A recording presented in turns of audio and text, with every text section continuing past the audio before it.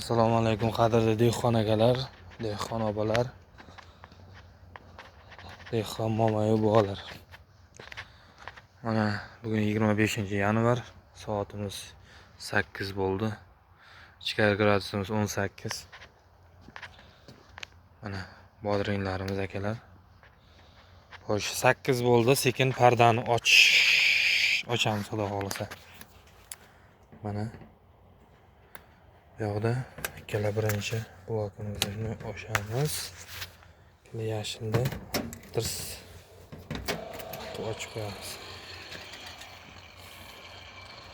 Pardani sekin ochilyapti. Oldingi videomda aytganimda akalar, polni ochmaymiz, shtobi nima deydi? Siskantirib qo'ymaymiz ko'chatlarda. Chunki parda bilan parnikning dugasining orasida ham ancha sovuq havo bor-da.